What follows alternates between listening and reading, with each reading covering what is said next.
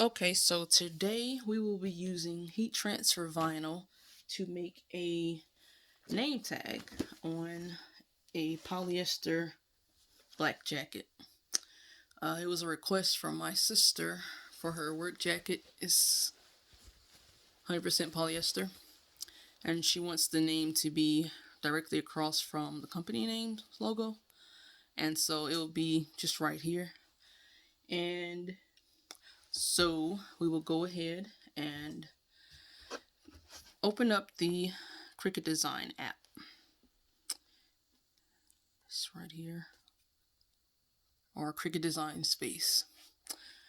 So since we're just doing simple text, we'll go to the text, and I'll just use maybe Trade Gothic. I'll put in her name, and I'll adjust the size. Let's see how big we need it to be. Got a Cricut ruler. This is about 4 inches wide, and she wants it just a little bigger. And just under an inch. So we'll do hers about an inch. Okay, set this back aside. And I'll adjust the size over here. Go under edit. And when you're adjusting the width and height, it'll automatically just scale itself depending on how big you make it, big or small, and it will adjust automatically. But if you can see, there's a tiny little lock in the middle of the width and height numbers, and if you unlock it, or even here, you could click the lock on the image, and then you could adjust either the width or the height individually. And so we're gonna make it I'll do like 4.2 inches wide, and the height 1.12.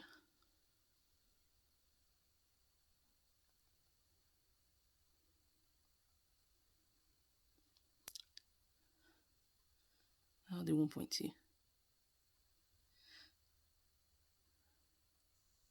So then I'll go down to 1. Yeah, that's a little better. So now that we have that, we can just, if we want to, we can see how it will look. She wants it in white, so I'll just do white for the material and apply that. And that's how it will look white. I don't like the spacing of the letters, so I'm just gonna go over here and fix that. So I'll go to actions, and when you're doing text, what you can do is go to actions and go to advanced, where you can ungroup the letters. And so now you can move them independent of one another. And so I want this little A to be closer, maybe about there.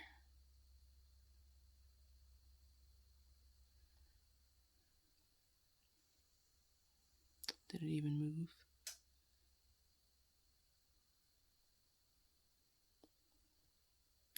Okay. So maybe the O a little closer.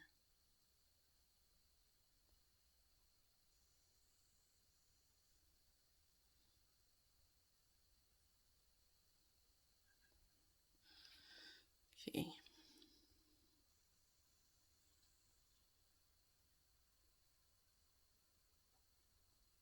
All right. So that's a little better. So now I'll highlight everything, and I can just click attach to put them all as one again. And now, since we're ready, to just print this out, cut it out, I'm sorry.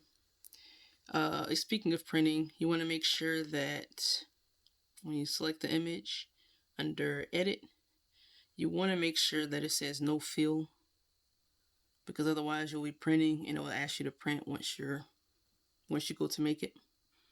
So you want to make sure that says no fill. The cut type, the color, material colors doesn't really matter unless you're going into more complicated work. But now that we're ready with this, we can go to make it, and you want to make sure that you click up here, this little, looks like a little clipboard. You want to click that and make sure it's mirrored. Whenever you're doing iron-on vinyl or HTV, you want to make sure it's mirrored, because it's going to cut on the material backwards. And when you put it onto the shirt or whatever you're doing, you're going to lay it backwards. So the correct way will be faced up. So you got to make sure you mirror it. And you can place it kind of anywhere. Just do about there. And the type of vinyl I'll be using is the Siser Easyweed HTV. And as you can see, it's white. I like this vinyl. It's easy to use, really easy to weed, good quality, durable. And so then you get your mat.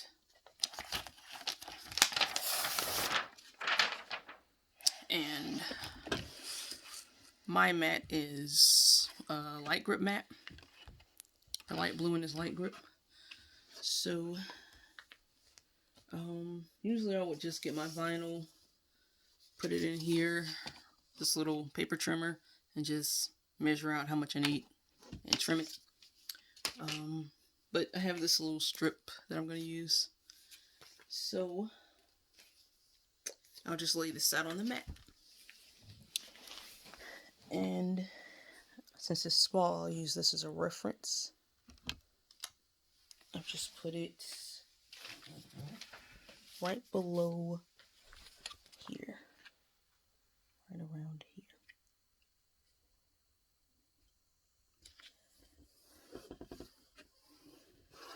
Right, so you just stick that down, flatten it out, make sure there's no